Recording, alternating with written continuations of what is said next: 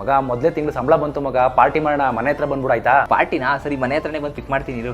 ಏನಪ್ಪ ಇಷ್ಟೊಂದು ಖುಷಿಯಾಗಿದೆಯಾ? ಏನು ಸಮಾಚಾರ? ಅಮ್ಮ ಮೊದಲೇ ತಿಂಗಳು ಸಂಬಳ ಆಯ್ತು ಕಣಮ್ಮ, ಅದಕ್ಕೆ ಫ್ರೆಂಡ್ಸ್ ಎಲ್ಲಾನು ಕರೀತಾ ಇದೆ ಪಾರ್ಟಿ ಕೊಡೋಣ ಅಂತ. ಈಗಿರೋ ಕಷ್ಟದಲ್ಲಿ ಪಾರ್ಟಿ ಎಲ್ಲ ಬೇಕೇನಪ್ಪ? ಆ ದುಡ್ಡನ್ನೇ ನಾನು ಕೊಡಪ್ಪ, ಮನೆ ಬಾಡಿಗೆ ಕಟ್ತೀನಿ. ಅದೆಲ್ಲ ಆಗಲ್ಲ ಕಣಮ್ಮ, ನನ್ನ ಫ್ರೆಂಡ್ಸ್ಗೆ ಪಾರ್ಟಿ ಕೊಡಲೇಬೇಕು, ಇಲ್ಲಾಂದ್ರೆ ನಂಗೆ ಅವಮಾನ ಆಗುತ್ತೆ.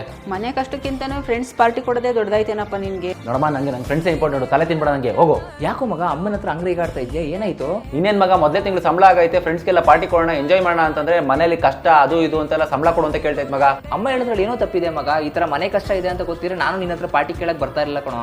ಏನ್ ಮಗ ನೀನು ಹಿಂಗೆ ಮಾತಾಡ್ತೀಯ? ನೀನ್ ಒಬ್ಬ ಪಾರ್ಟಿ ಕೇಳಿಲ್ಲ ಅಂತಂದ್ರೆ ಬೇರೆ ಫ್ರೆಂಡ್ಸ್ ಎಲ್ಲ ಪಾರ್ಟಿ ಕೇಳ್ತಾರೆ ಮಗ. ಮಗ ನಿಂಗೊಂದು ಕೈ ಸತ್ಯ ಹೇಳ್ತೀನಿ ಮಗ, ನಾನು ಹೆಂಗೆ ನಿನ್ ಕಷ್ಟ ಅರ್ಥ ಮಾಡ್ಕೊಂಡು ಪಾರ್ಟಿ ಬೇಡ ಅಂತ ಕೇಳಿದ್ನು, ಅದೇ ರೀತಿ ನಿನ್ನ ಫ್ರೆಂಡ್ಸ್ಗಳು ಅರ್ಥ ಮಾಡ್ಕೊಂಡು ಪಾರ್ಟಿ ಬೇಡ ಅಂತಂದ್ರೆ ಅವ್ರು ನಿಜವಾದ ಫ್ರೆಂಡ್ಸ್ ಮಗ. ಅದೇ ಏನಾದ್ರು ಅವ್ರು ಅರ್ಥ ಮಾಡ್ಕೊಳ್ಳದೆ ಪಾರ್ಟಿ ಬೇಕೇ ಬೇಕು ಅಂತ ಕೇಳಿದ್ರೆ ಅಂಥವ್ರು ಸವಸ ಬಿಟ್ಬಿಡು ಮಗ.